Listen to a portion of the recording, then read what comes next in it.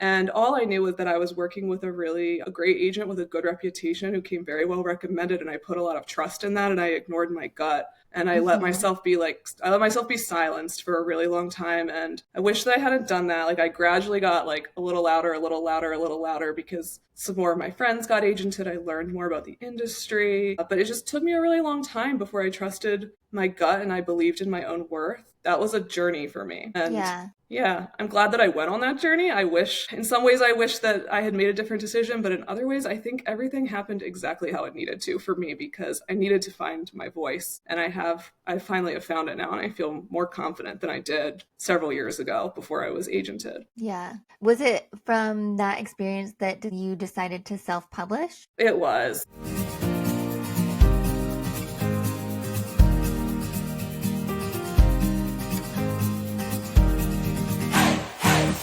Hello, and welcome to So I Wrote a Book, Now What? Where writers chat about writing. My guest today is Lindsay Barrett. Her historical romance heist novel, Savannah Royals, comes out June 13th, and you're going to want to order it. It is delightful. It's spicy. It's action-packed. It's so much fun. We had a great time talking about everything having to do with this book and her publishing journey. Also, she made a lot of really brave choices along the way, and she was brave enough to share those with us today. So I'm so excited for you to hear all about it. Let's get into it. Hi, Lindsay. Thank you so much for being here. Hi, thanks for having me. I'm so excited. So, what made you decide to write a book? I think my story starts probably the way most writers start, and that's just by being such a voracious reader, especially when I was young. I mean, still now, but I read really widely. I read really quickly. I inhale books. And I think that that just led to a natural strength in my English classes in school. Especially in high school, I started hearing from my teachers like that I had an affinity for English and I should think about taking it further, maybe even in college. But I was raised in a really really practical family, and they made it clear, both like subliminally and overtly, pretty early on that college wasn't for like studying the arts. It wasn't for music or English. It was for something very practical that could get you a job that could support a family. So by the time my senior year of high school rolled around, there was kind of like this push and pull with me. I took my first creative writing course. I had an elective for the first time senior year, and I took a creative writing course, and that pretty much like that changed everything for me. That was a huge turning point. So much to the point that I went to my parents and I sat them down one night and I said, I know we're looking at nursing schools. I know this is like the path that you see my life taking, but what if I did something different? What if I studied English instead? And that was a really hard conversation for me to have because I thought I knew how it was going to go. And unfortunately, I wasn't wrong. My parents, they were like, yeah, no, we don't think that's a good idea. You're not going to be able to get a job. You're not going to be happy ultimately if you go that route. So I listened to them and I didn't. I went to nursing school. So it took me a very long time before I felt ready to openly write again. I mean, I was writing in private. I never stopped all through nursing school. My writing kind of turned inward. I didn't tell anyone I was doing it, not my parents, not my friends. It was like for almost 10 years, it was just me in a little closet writing books. My husband knew. He was the only one who knew because we met in college and he stumbled upon me writing a book in my dorm room and Oh, I had to tell him I had to come clean. I was horrified. Um, did just you because read the it? last time the first thing he asked me was, "Can I read it? That's amazing." And I was like, "No, you can't read it. Like this isn't for other people. It's for me. It's just for me." Um and to his credit, he was supportive from the start, and he's the reason that I feel like I'm ready to like take my books more publicly now because he told me that he thought it was great that I loved something so much that I was willing to do it in the dark, whether anybody saw it or not. But because it seemed like I loved it so much, he thought that one day it might not be enough for me to just do it alone. Um, and yeah, it took a long time, but here I am, ready to publish and put it out there. Yay! What is the first book you wrote? Was it in the same genre as the book you're about to publish? No, actually, so when I was younger, I wrote fantasy, mostly YA fantasy, because that's what I was reading mostly. Always romance. I was writing romantasy before it was cool, like 10 years ago. That's pretty much all I wrote was like romantasy novels. And the book that I'm getting ready to publish this summer, it was actually originally a heist fantasy novel. And I rewrote it. It's a historical romance heist novel now, but it was a fantasy heist with romance in it. Oh, Yeah. interesting. Yeah. So what were the fantasy elements, if you don't mind me asking? So it was a secondary world story. So it was a made up world.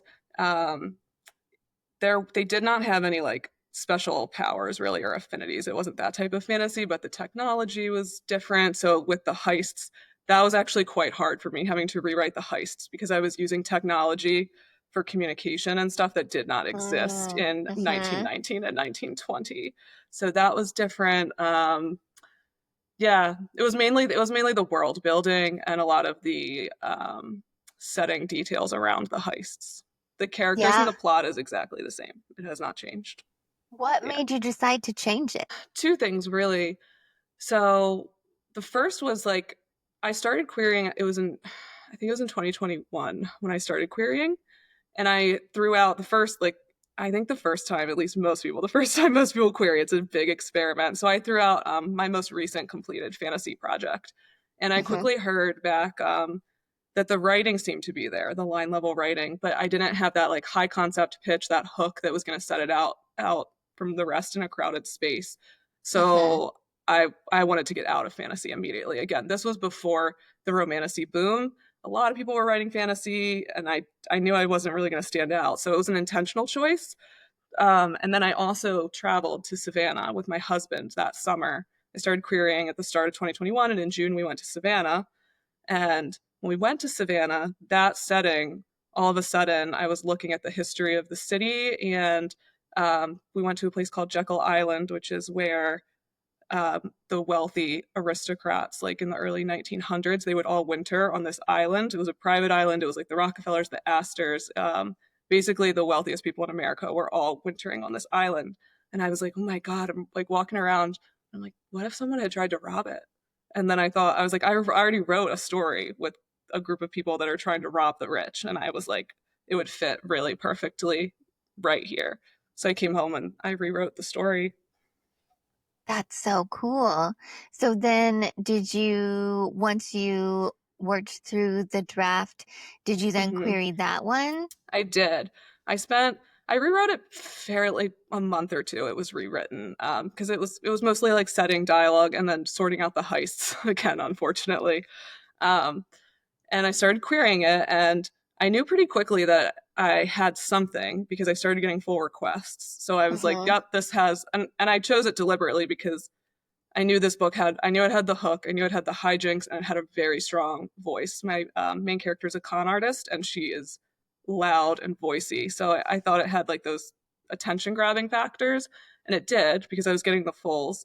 And I also applied to a mentorship program because I've never been classically trained, obviously, and I was looking for any way to improve my writing. So I got accepted into a mentorship, and that changed everything. I worked with Paulette Kennedy, she's fabulous. She's a gothic and historical novelist. She's a great friend and a great mentor. She saw something in the manuscript right away, and she just helped me take it to that next level. We did a couple character arc, like deepening some of the wounds. We actually twisted the ending, which was really fun.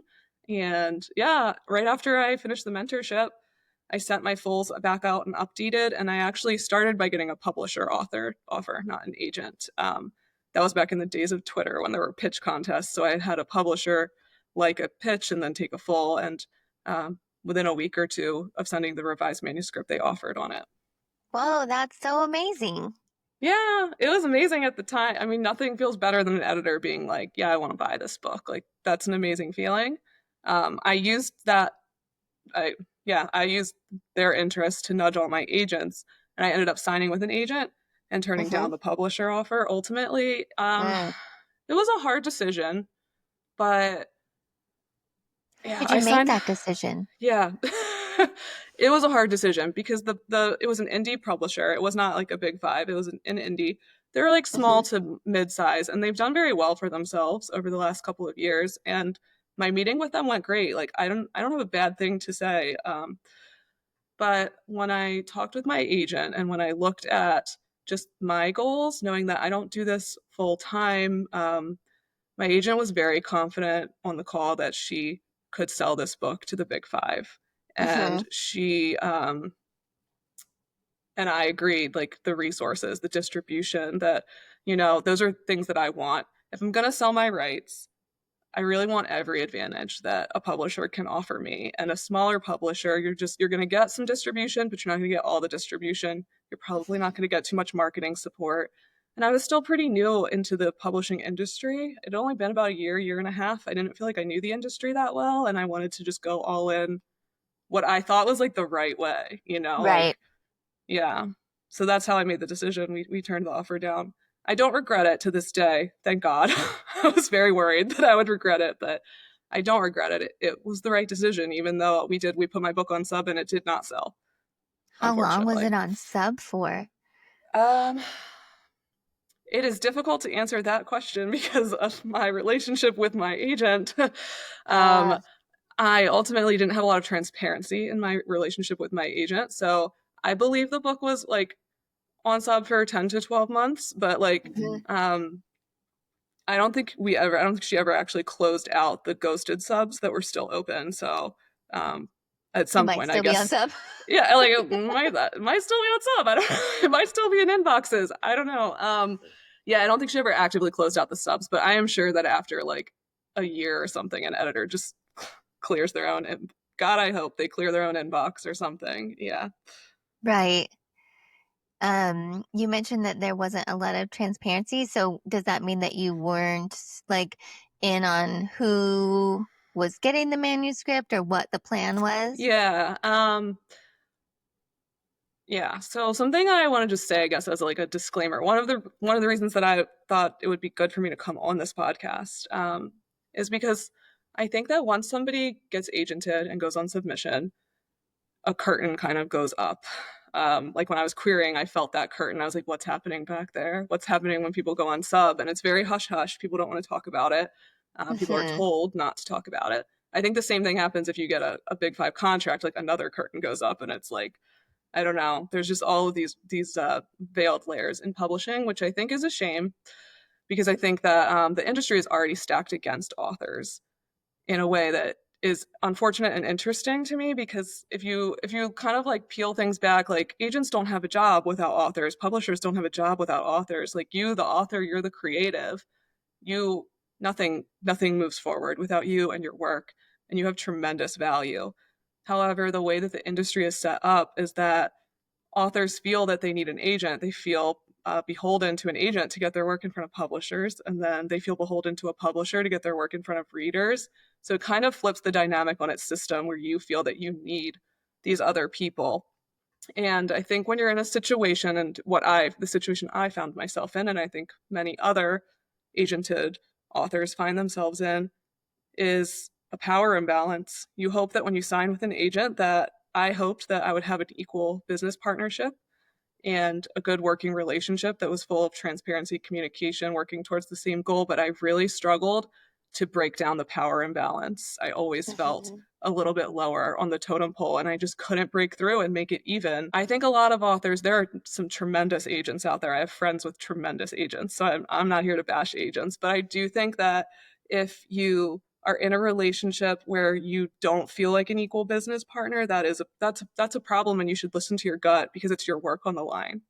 So Hmm. yeah, in my relationship, I just felt that I wasn't able to get some basic, like, industry standard things met, like having an accurate sub list.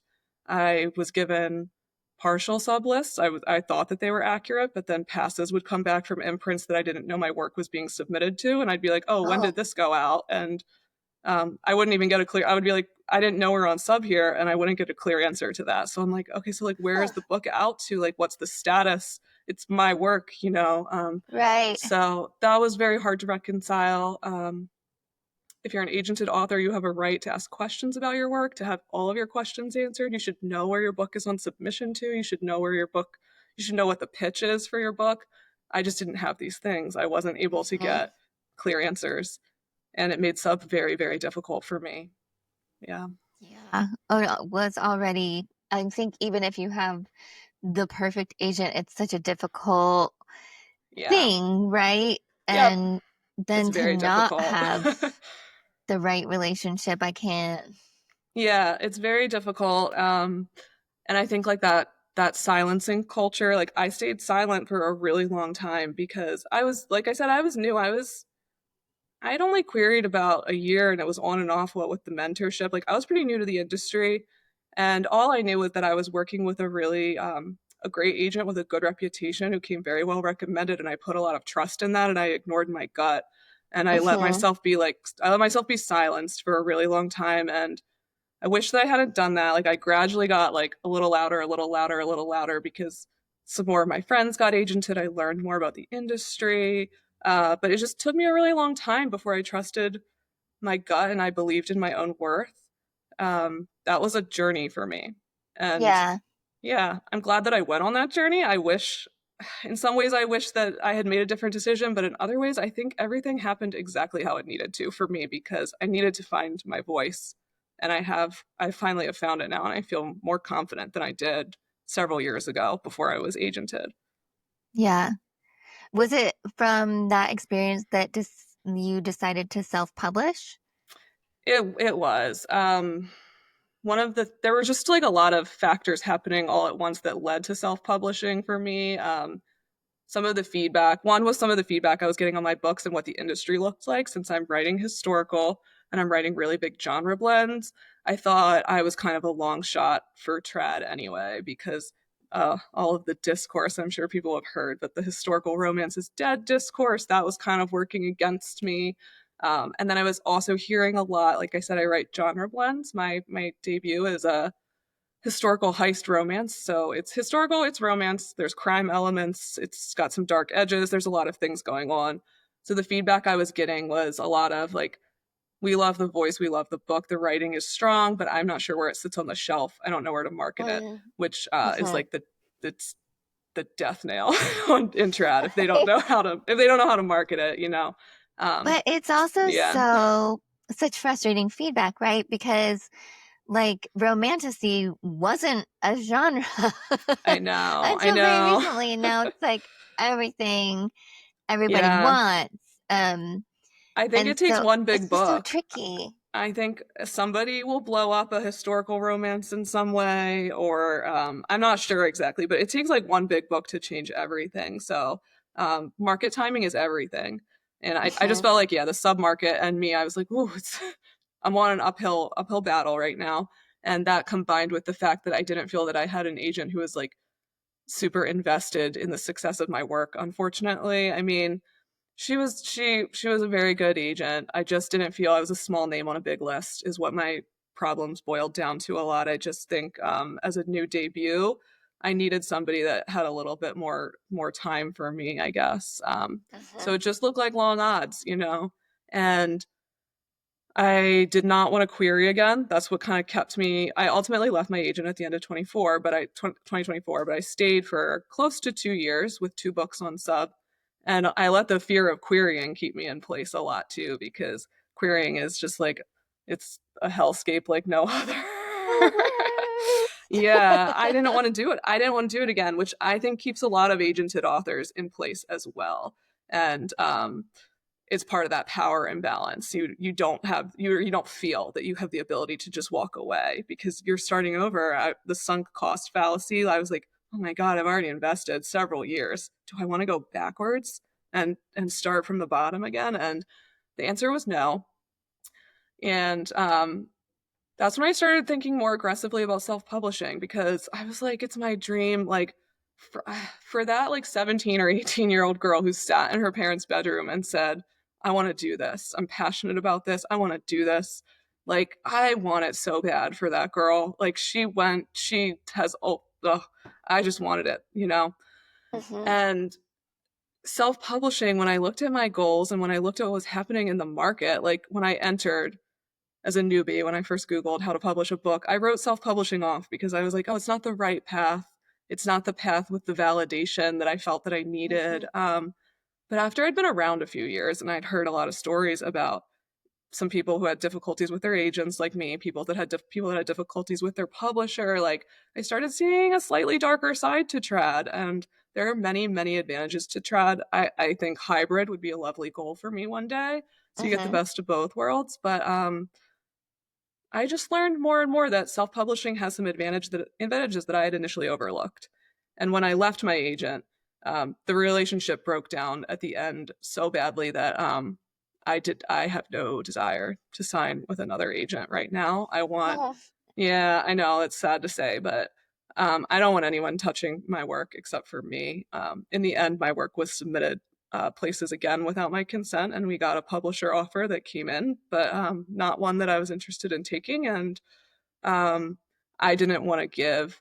I was kind of done working with a mediating factor who was taking my work and mm-hmm. doing things with it without my consent. That just wasn't something that I was interested in doing again, at least not right now. I could definitely Totally. see in the future wanting that again. I think there is nothing more powerful than a good agent and a good business partner relationship. I think it's worth its weight in gold if you can find it. But right now, I want to work on my stories. I want to fall in love again with my books, and self-publishing is giving me that. Like, I love my books Yay. now more than ever before. That's so wonderful to hear. I have read the first 3 chapters and I just got Oh, it yesterday. thank But you. I'm so glad uh, you read. oh my gosh, it's so fun. Yeah. I can't wait to read the rest. I have a young child, which is why the whole thing isn't done yet. And the It's a only very fun reason. book. Yeah, It's I'm super biased, but it's a fun fun. book. Is there a plan for another one? And is it going to be a Yeah, series? potentially. I have not quite. I'm kind of like waiting to see how it's received before I Mhm. it has the potential for like an interconnected standalone situation. The first book is a standalone. It's a love story. There's a happily ever after at the end. But there are a lot more characters in this world, and there are more heists and thieving shenanigans to be had, I feel like. So I know who, if I write book two, I know who the love story, who the two characters are, and they have some like loose ideas of like a vigilante love story situation. But I'm just waiting to see if there's interest from the readers, if there's a demand for it. I do plan in the fall. My second book that I put on sub is a gothic romance. It is not connected to the first book, but I will be publishing that book around spooky season in the fall. Ooh, that's Yeah. exciting. What's that one about? It is a marriage of convenience set on a haunted bourbon distillery right at the end of Prohibition. So Prohibition pretty much devastated the whiskey industry in America. So it's there's like a he's a bankrupt bourbon aristocrat basically who has been decimated by the Prohibition of the last 12 years, however long it was. And then there's a heiress that he meets, and he marries her mostly for her money, but there's a bigger story to be told there too. And she needs a husband because her father is has a terminal illness, and she has a kind of a spoiled reputation. There's a question of madness and a question of mental health. The book is a uh, very big on mental health themes, as well as grief. So she moves to his distillery and finds out that the past two generations of brides at that estate have both been either killed or committed suicide. It's a little bit unclear, but yeah, and she's now the third bride there, and she's staring down some hauntings and hijinks on the distillery. And yeah, Uh, it's a fun book. It's also a fun book, but it's not. It's very, very different in tone. But mhm. it's fun. I can't wait to release that in the fall. That's so exciting. So when you decided to self-publish, Hmm. what did you do? Like, how did you go from there? Yeah. I slid into some friends' DMs up front, like, and I asked some questions, people that I knew are doing it, and I got a lot of support right off the bat, which I'm so grateful to all the people, like the writing community, the friends that I've made are they're worth their weight in gold. And then I got on Google, same as I did when I wanted to publish. I got on Google. I started looking at like, all the steps that I needed to accomplish. I talked to my husband about it. And the first thing that I did was book an editor. because I felt like you can't really set any timelines beyond that. So to Mhm. book editors, you send samples. I had reached out to a bunch of friends, got some editor recs, and sent samples of the book out to them, and chose the one I wanted to work with and set up what the editing schedule would look like. And then I went all in. That is so exciting. Did you, the book had already been through Yes. several rounds of Yeah. revisions. It had Yeah. been rewritten. It had It had been agent rewritten eyes, and mentor. um, It had been written. mentorship. I didn't So, do a developmental edit. no. No, I just did line and copy edits. So it was a little cheaper to do it that way. And I felt very Yeah. confident. This book, of all the, I wrote in the dark for like 10 years. I have 10 years worth of drawer books under my bed. And um, this is the one that had been worked the most, even before the mentorship and the agent. So I felt very confident in it developmentally. Yeah. And then how did you find your cover designer? Because your cover design is so Yeah. cute. I feel so lucky. I worked with a shout out to Austin Drake, Bottle Cap Creative. Oh, the cover was very stressful. I'm a writer, not an artist, so I didn't actually even know what I wanted on the cover for this book, to Mm-hmm. be honest. I couldn't even like fathom it. It felt yeah, it felt surreal. So I was just looking at other covers that I liked. I was looking at trends in the industry, and I kind of took a little bit of a I think it was a little bit of a gamble because in historical, I am marketing the book largely as a historical romance, and they're almost all stock image photos, the historical covers currently. There are some hand-drawn covers, but what I was kind of slowly seeing was this like comic style, like creeping up, like Alicia Thompson's books. I love her book covers. And there's a couple other people that are doing it as well. And I felt that it suited the vibe. The book is very like it's very Peaky Blinders. It's like noir romance. So Austin actually did the Done and Dusted covers. So like yeah, Done and Dusted, Oh, Swift yes, and I can see Saddled. that now. Yeah, she did Totally. those covers, and that is how I yeah, I kind of looked at that style and I was like, she's already worked with an indie. Done and Dusted was an indie that eventually went trad. Originally, she Hmm. self-published. So I was like, she works with indie authors. She has this the style that I want, and so I shot her a DM and I was like, I'm writing a book. It's set in Savannah. I'm publishing, and it turns out she grew up like 30 minutes from Savannah. So she was like, Amazing. she wrote back and she's like, I love Savannah. Like, yes, I would like to work on this with you. And yeah, and I really, she takes all the credit for the cover. I mean, It's I so sent her, yeah, cute. it's a cute cover. I sent her a cover brief, and yeah, she nailed it. The vibe of the characters, she did a great job. Yeah. I like that the main character on the cover too looks a little bit Robert Redford-esque, Yeah, like so it gives that you're kind of not the the first sting. person to say that. Yeah, and it gives Yeah. the sting vibes, which also the Hmm. book has, um, Yeah. which I Yeah. thought, And I thought it would be good. I want my gothic romance to have like a pulp vintage woman running from houses vibe. So I thought yeah. that I approached her really to do both because I thought that she could do both really, really well. And we're about to start working on the next cover within a month or so. So it's exciting. Oh, that's so exciting. Yeah. And then for the second book, did you also get the same editor? Are you trying to work with kind Yes, of the I'm working same with the team? same editor. I wasn't sure though for that. I wanted to like see how the first book would go before I committed, but she did a great job on my first book. And yeah, I actually turned my manuscript, The Gothic, turns into her tomorrow. So Oh, yeah, exciting. that's why I'm not currently drafting because I'm like juggling both the June launch and the upcoming fall one at the same time, and it's a lot of work. Yeah, I bet. Is that hard for you? Are you the kind of person that is kind of always writing? No, I actually don't like drafting very much. Really? I know, I really like editing. I think well, not think, I know I have some like perfectionistic tendencies. So I'm at my best when I'm editing and I'm making the manuscript perfect and pretty. I find the blank page the hardest thing. Um, Getting the world down and whatnot, which interestingly enough, like I found when I switched how I always used to write fantasy, and I feel that my world building was never very strong because I don't know. like I'm creative, obviously. I write books, but like building something from nothing is very hard. And when I moved my fantasy heist into Savannah and into history, I had like some starting details. I didn't have to like construct everything myself. And I was able to Hmm. do some research and look at photos and like really pull from that. And I feel that my world is so much stronger knowing that I started. Like I was able to build a real place a lot Hmm. better, a stronger sense of place for sure. How do you do your research? That's one of the things I love Um, historical, but it yeah. seems daunting in the Yeah, research.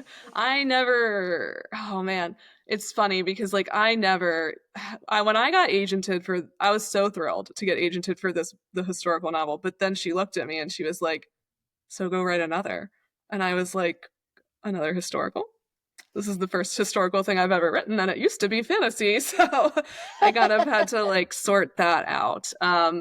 The way for the first book, like the book was written, so it was mainly just Google research about the time period. And also, like when I was in Savannah and staying on Jekyll Island, we stayed at the club that all the Astors and the Rockefellers and the Vanderbilt stayed at. So I did like on site research really for that book, not even fully knowing that I was doing it, but I was. So the second book then was like a different situation because I was doing it from the start, mostly online. I do most of my work online, but I did get a couple of books about Prohibition, and we had traveled to Kentucky as well. A lot of my inspiration comes from our traveling. So we had toured a bunch of bourbon distilleries, learned all about the bourbon making process. My husband collects bourbon, so there was some more travel guided research that went into it. It's like the whiskey industry is fascinating. I love it. I love rick houses. I love how whiskey's made. So yeah, it's a combination of Google and then actually having the privilege to go to the places and learn on site, that's the best part of the process. Hmm. So when you are drafting, how do you get through it then? Especially like if you hate Yeah. it. I know that sounds terrible. I guess I shouldn't say I hate it. Well, no. Um I mean, everyone hates part of the writing process. things the hardest it's the hardest for me, so how I get through it, I do a mix of things trying to keep myself. I do some sprints, I do some word count goals, and honestly sometimes I just have to step away, to be totally honest. And when I say step away, I mean I'll step away for like a month. Like I will step away. That happened to me with the gothic romance. I was writing on submission for the first time, and the characters were very resistant in this story, especially like my con artist for the debut. She just wrote herself. That girl had a voice. Like it was so easy. But then these characters were very reticent. They were very difficult to write, and I started trying to white knuckle my way through it because I was like, oh, my agent's counting on me. She's expecting this book. Mhm. Like there are all these expectations. I was trying to hit certain goals. So I started with word count goals. It was like 5K a week, I think. And I did that for like 2 or 3 months, and I kind of burned myself out trying to white knuckle through it. And my husband was like, he just like looked into my eyes and he was like, the joy is gone, isn't it? And I was like, it is. Like the joy is gone. So I closed the book and I stepped away for a month or two until I heard the voices kind of like coming back. I do a lot of plotting when I'm driving. I have a long commute, and driving is when I plot. So I wasn't writing, but I was kind of like ruminating. And then when I felt ready, I sat back down, and shortly after, like I banged out like 40K in a weekend or something. Like the floodgates opened. So giving yourself permission sometimes to step away, I think it can be really important. I don't think I recommend white knuckling like I did. It didn't work out well. Yeah. Once you get through a draft, where do you go from there? Oh, into my happy place, which is editing. um, oh, I feel so good when the draft is done. I usually step away for a week or two and just like celebrate and clear my head, and then I start editing, and I love editing. I just read the book over and over and over again when I edit, and I work. How everybody says the first time you're just telling yourself the story, and that's true. But then once I start rereading, I start seeing the themes. I usually go in with like, like my gothic, it was mental health. I was like, okay, this is going to be a big mental health rep book. But even within that, I didn't know like what the core message was going to be. But when I started Mhm. rereading, you start to identify, you're like, oh, this is like the thematic statement. And then you start enhancing that throughout the draft and bringing it out. I'm also an overwriter, so I had to cut 25K or so from that manuscript to get it to, yeah, so there's a lot of cutting that happens, and I just reread over and over and over again and polish, and it's just my favorite part of the process. I love seeing the story grow stronger and really come alive. Hmm. When you're editing, do you ever find that you have to change major plot points, or is that usually pretty solid? I usually don't have to make a ton of developmental changes. I think that comes from me since I struggle with drafting. I'm not always the fastest drafter, except like occasionally I'll go into that like fugue state where it's just like really flowing. But Hmm. I'm kind of somebody who is I'm not a full perfectionist with my drafts. I am actively working towards just letting the words flow. But I have a tendency to go back and reread. I have a tendency to even make corrections at the line level as I'm drafting. So my drafts tend to be on the cleaner side, Hmm. if long. So I'm usually pulling myself back as opposed to having to add. I'm usually scaling back. And developmentally, most things don't change. The fantasy to historical rewrite was the most developmental changes I've ever done to a book, and even still, it was more changing the scenes, the atmosphere, the technology, and the dialogue. It wasn't plot points, I guess. Hmm. Yeah, Hmm. That which is makes odd sense. because I am a pantser too, I should say, mostly. So yeah, But I've it plotted sounds like books you and pants plot books, but in your head.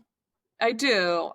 Like during my commutes, I do a lot of plotting, technically, I guess. So maybe it's not full pantsing. And my Gothic, since I was with an agent, like I sent her a 5-page synopsis, like, and that book was plotted. The Gothic was plotted. But my heist was not. I did not know how she was gonna pull off the jobs either. There's two big heists in the book, and I didn't know how either one was gonna happen. So yeah, but the way I think about my drafting method, this is a completely made up term, but I call it like a lily pad drafting method. I always Mm. know the opening. I know where the story starts, so like who my characters are going to be. That's usually the meet cute as well, since I write romance. I know where we begin. I always know the midpoint, that twist that sends the second half off and running, and I always know the ending. Um, Definitely where the characters end up. I may or may not know the final like twist. The Gothic is a mystery, so I knew who done it at the end, but the heist I did not know. So sometimes I know, sometimes I don't, but I know where the characters are going to end up. I know what the happily ever after looks like.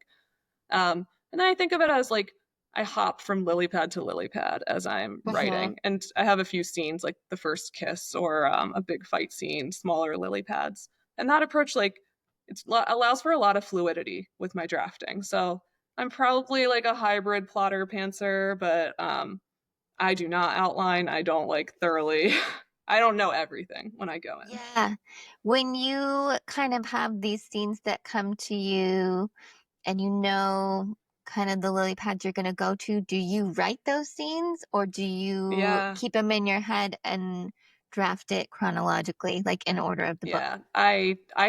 I don't write them. I used to a long time ago, but what I've found is because I am very, very reliant on my character's voice, I think of myself like the characters tell me the story and I write it down. Some authors feel that way, some maybe don't, but that is I am very much like voice driven with my writing. What I've found is that if I cave and I write like the sex scene or the first kiss like before I'm ready, yeah, I have a great time. I sit there and I write it. I have a great time. But when I catch up in the draft, things have changed and I have to usually rewrite 90% of that scene because Hmm. like the voice, the path, like the character has something new to say the next time I get there. So I've kind of learned that it's a little bit of a waste of my time, honestly, to allow myself the indulgence of jumping ahead. What I will Hmm. do is I have a notes app on my phone that's like always open for whatever I'm drafting. So when I think of like a super cute dialogue line or something, I'll write it down. Or when I have the scene idea, like I'll write like this is the location, this is what's going to happen, but that's it. Like I don't actually write the scene. So Hmm. I don't want to lose when inspiration strikes, especially with dialogue, because banter is hard. Jokes are hard. If one of those comes, you better write it down, or I better write it down because I might not remember. So that's all I'll allow myself to do is like scattered notes, but I won't write the whole scene. And it gives me Mhm. something to look forward to. Also, like motivation. I want to get to that first kiss, and if I have to get to that first kiss, I've got to write these other build up scenes. You know? Totally. And I do the same where if I have a scene in the future in my head, it's my carrot. Like, oh, you Yes, have to write exactly. the rest Yep. of it. Because otherwise, I've found that I just won't. Like, I wrote the good scene. I'm Yeah, good. and then It's you're not fine. as motivated. I like that, the carrot. That is the perfect way to think of it. Yeah, it works for me. I don't know. My sister is a very extensive plotter, and so Mm. she doesn't understand how I don't, and I don't understand how she does. Which is funny Yeah, because it's all basically just making stuff up. it's crazy. I love how different writers are. My friends are all different. That's partly why I like, oh, I just adore your podcast because I love hearing everybody's stories. Like, I love, you can like see the threads. Like, you can see where a lot of us kind of like start in the same places, but then um the publishing industry, like there are so many routes, like, and there's no right or wrong way. And when I hear people tell their stories, you've had like some people that I know, some of my friends or acquaintances on here, but I haven't known their whole story. And then when I hear it, it just makes so much sense. And I love celebrating all the different ways that people have brought books into this world. It's Yeah, amazing. it is. It's crazy. It's we all get to the same place eventually, but Hmm. it's all such a different way to get there. Yeah. Um, And it's we're all pretty nuts. united just with the same, like the same love that started it all, you know. Yeah, yeah, and it is a little bananas to write a It book, is. It's like let oh. alone multiple books. Yeah. When I had to tell, like, eventually I had to tell my family and my friends that for 10 years I'd been like writing in secret. And some of them were more surprised than others, but like almost all of them were like, what do you mean? Like, you wrote a book? That's incredible. And I'm like, actually, I've written almost 10 books. And they're like, what? And I'm like, I don't know. I don't know how to not do this. So, Yeah. yeah. Does your family and friends read your books? Do you let them? Oh, no. Well, they're about to. So, no, the only person in my like quote unquote real life who's read them is my husband. Um, which is so funny because I write romance and oh my God, sometimes he's just like, he's reading it and he's like, he growls? Linz, what is that sound? And I'm like, it's romance law. Like, they growl and it's sexy and it's cute. And like, why don't you growl every now and then? Like, let's work on it, you know? So we have a lot of fun together, but he's the only one that has read. Now, oh my God, my mother, she just read my heist novel. Yeah. Oh God, my heist novel's pretty spicy and racy, and my mom's not like she's not super conservative, but she does not read romance. And I tried to warn her. I was like, all right, like I was, I was like, it's romance. Like there's on page sex scenes, and she's like, okay, okay, that's okay. And I'm like, but also there's a polyamory subplot in my book, so there is a threesome in the book, which was pantsed. That was the main character's voice. I did not intend for that to happen, but it did happen. So when she's like, well, just how bad are we talking? And I'm like, there's an on page threesome. And she's like, oh, Lindsay, no. And I was like, okay, just read it. Just read it. It'll be fine. And so she did. She just read it. And she was very sweet. She was like, I really love the story and you're a really good writer. Really, really loved it. But there were a lot of sex scenes, Lindsay. And I'm like, okay, all right, I'll take it. Like I'll own it. I wrote that. That's Yeah. so funny. Yeah, it was terrifying to give it to her, but it was I'm for me, it sure. was part of coming full circle and being like, I love this. And I don't want to say I don't really care what you think because I did obviously care, but I was like, I went and did this whether you wanted me to or not. And here, I want you to read it. And I'm happy that she read it. It meant a lot to me. Yeah, that is very cool. My sister-in-law just recently read one of my spicier romances, Yeah. and I was like, "Oh God." I know. I know. I love writing it, but there is a certain I think that people assume, especially people who are not writers, they assume that you're writing down, like, that you're in the book, right? So, like, Right. if I write a polyamory subplot, the question is like, oh, are me and my husband polyamorous or something? Right. Which, like, no, we're not. But I don't know. I like diverse love stories. I think that there are all different types of ways to love in this world. It's something that's important to me in my books that I show on the page. I wouldn't take that polyamory subplot out for the life of me. At one point, my agent actually suggested that we take it out, and I said, "No, thank you." When I signed with her, I said, "This is actually really important to me that we don't take it out." So I was caught off guard when she wanted me to remove it down the Hmm. line. So yeah, I think that there is an inclination when people like read your work to try to read into it. And as a writer who's written many books, some books are more personal to me than others, you know? But there's always Yeah. that when you're being perceived, like, so I'm nervous for all my friends to read it. I already know some of the questions that are gonna be coming at me, but I'm also ready for it. After writing in the dark for so long and not Yeah. telling people, like, it feels so energizing to talk about my work in my books. Yeah. Totally.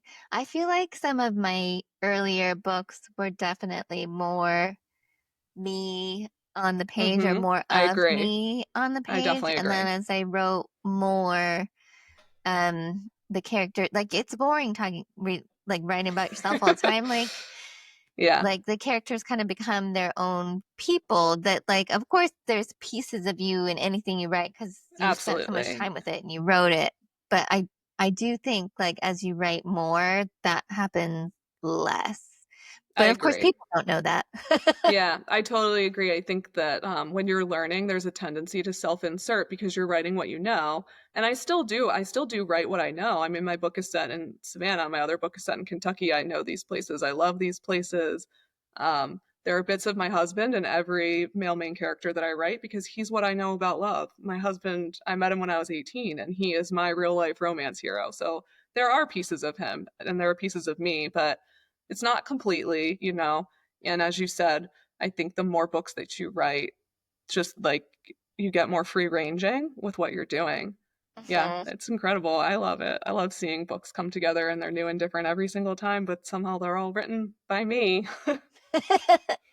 Do you have ideas percolating for when you do get to work on something new? I do. I mean, I paused. I was writing a contemporary actually. I was taking my first stab at a contemporary since when I was on sub with the second historical, I was about halfway through a contemporary because insanity is doing the same thing over and over again and throwing the same spaghetti at the wall and thinking something different is going to happen. So I was moving on from historical. So I do have like a half written contemporary that I might go back to. It's a horror romance. And I have some ideas. We've recently traveled to Hawaii and Alaska, and I have some ideas for books, probably contemporary romances set in those locations. So I'm not totally sure like what I'll be drafting next, but I'm hoping to be drafting something at the end of this summer, probably once things settle down on the fall release. That's so exciting. Do you have big plans for your release day for this book? It comes out 12th, June June 12th. 12th. I don't have any plans yet. Ah, I know. So I've had some friends ask like, "Oh, are you gonna do a launch party or whatnot?" And I am not sure if I'm gonna do a launch party for this first book or not. I might for the second, but to be honest, like this, like learning how to self-publish this first time has been so it's been so overwhelming. And I Yeah. don't mean that in a bad way. I have enjoyed every step of the way getting to like take the agency back for my projects. I've loved it. But like the thought of trying to plan a launch party on top of it, like if my husband wants to throw me one, that's different. But I haven't even brought it up with him, and bless his heart, he wouldn't even know that that's a thing unless I bring it up to him. So right now, my main plan is my husband and I are going to celebrate personally. We might throw a little like house party and have like a cake with my book on it or something a week or two after. But like what I'm really looking forward to is just that like quiet moment with me and my husband, like going out to dinner or like the night before the book releases, just sitting there and being proud together because I couldn't have done this without him. And that's truly the celebration that I want to have is like just that moment with him. Yeah, that's awesome. And for the other book, you could have a Halloween launch party. I know. People could dress up. I think the second book I might just because at that point I'm hoping to have made some more connections with bookstores. Like I'm hoping to be a little bit like further along and it won't feel quite as intimidating. I'm thinking for the like if we have a house party for this first one, I'm going to be like it's 1920s themed. Everybody wear flapper clothes like cuz that would be fun, you know. So I Mhm. have ideas, but nothing's planned yet. I'm kind of in survival mode every day right now. Yeah, I bet. Are you going to try to get your books into bookstores? Because that seems like I another hope kind of to. daunting thing. It does. It feels kind of daunting. I'm at the for the beginning. I'm just releasing on Amazon, like for Pub Day. It's paperbacks, ebooks, and Kindle Unlimited. But I do have like my book cover and stuff templated for Ingram Sparks. So I'm hoping Mhm. to get the book slowly, maybe into some libraries and maybe into some indie bookstores. And I think it'll be a very slow build in terms of like getting the books into bookstores. But that is my goal. I would love to see my book on a shelf one day and know that I made that happen. It's just like Mhm. I'm kind of on a priority basis right now, and you know, love or hate Amazon. Lots of complex feelings about Amazon, but they are the biggest book distributor in the country and in the world right now. So that's priority number one is getting that Mhm. sorted, and then I'll move on to bookstores. Mhm. I'm I have a very specific self-publishing question. Did Yeah, you buy your own ISBN for it I did. or okay. Yeah, I did because I do intend to go wider than Amazon. So like if you're solely going to stay on Amazon, you can do it's like the AISBN, the Amazon specific ISBN. But if you want to take that book anywhere else, if you want it in a library, a bookstore, like any other platform even, I think, you know, like Kobo or Apple or any you need your own ISBN.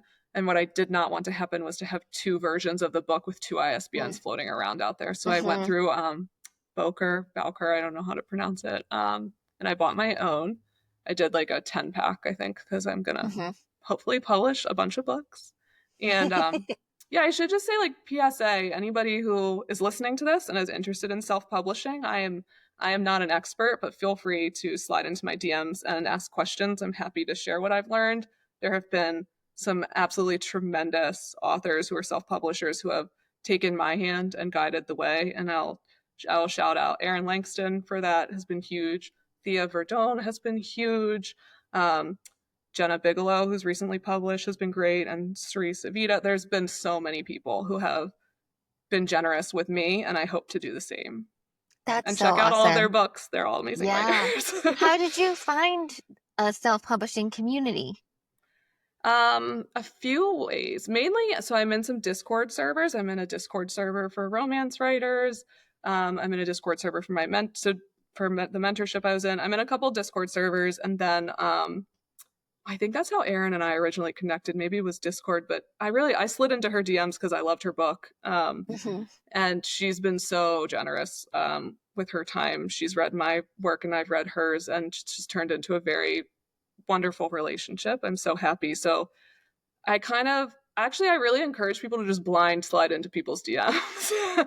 um, I have found that authors are always happy to talk about their work and their experiences if you're coming in with like some gratitude and just mutual kindness and love of writing. Um, I've made a lot of connections that way, a lot of really great connections. So yeah, Discord and the DMs have been really, really great. Yeah. Yeah, it's so true. That's how I met Sarah Fox. She's a cozy mystery author. And when Oh, yeah. I first started writing cozy mysteries. And I she love read the cozies. first four chapters of my second book I ever wrote and was so lovely to like just spend that time to even do Hmm. that and was so encouraging. And literally, I just messaged her because I loved her book. And I just Yeah. think that that's so cool about the writing community too, is that Hmm. everyone has been at every stage, you know, everyone's been an Yep. unpublished author at Yes. I some think point. everyone remembers what it feels like. And I agree. That's something I love. Like, as just somebody, a child who grew up as like a total bookworm nerd, like now if I read a book that I love, I can like DM the author and that blows my mind and just be like, by the way, amazing book. You know, like there's something, and I hope somebody will do that for me one day. I hope that one day I'll have someone in my DMs being like, "What a great book," that would be a full circle moment. But yeah, everybody remembers what it feels like, and um, I hope to pay it forward. There have been so many people who have helped me on this journey, and I hope to be do a mentorship one day as a mentor. I think that's so important, and I think it's one of the best things about the writing community is so many generous people are generous with their time. Hmm. Well, Lindsay, thank you so much for being here. I'm so excited for your book to come out and I'm so excited to finish Thank it. you. Yeah, Um, I can't wait. I can't wait for everyone to read it. it's super fun. Do you have anything else that you would like to share? um, I don't know. I just think, yeah, if you take anything away from what I've said today, like just know your worth as a creative. I think don't undervalue your work. Call yourself an author and claim it and be really proud that you write books because it's an amazing thing to sit down and write a book from start to finish. And yeah, don't be afraid to take up space on that label and take the road that is best and right for you, not the one that other people are telling you is right. There's many ways to get published, and I'm proud of every single author on every single path because it takes guts and heart to do this. So yeah, I think that's it. That's all I want people to know. That's awesome. Well, I will link all your stuff and I'll put the pre-order and it comes out June 12th. Yeah, June 12th. You can get it on Amazon. You can find me. I'm mostly on Instagram if you're looking for me. I'm Lindsay_Barrett_books, Lindsay Barrett Books. And that's my website as well, Lindsay Barrett Books. And my newsletter is on my website as well. Those are all the places you can find me. Cool. I will link all that stuff. Thank you so much. Thanks. Thanks for having me. I loved what Lindsay said about how there's so many ways to publish your novels, and that all of them, it takes guts and heart to do this. And I just am so inspired by her and her choice to kind of take her agency back and take her stories back and publish them on her own terms. I think that that is so amazing. Her debut novel, Savannah Royals, comes out June 13th. The pre order link is in all the show notes. Order it, it's really good. It's so much fun. If you liked this episode or other episodes, if you could consider rating or subscribing or liking or whatever platform you enjoy this content on, if you could interact with us in some way, it really helps other writers find us. Thank you so much for being here, and I'll see you next time. Bye.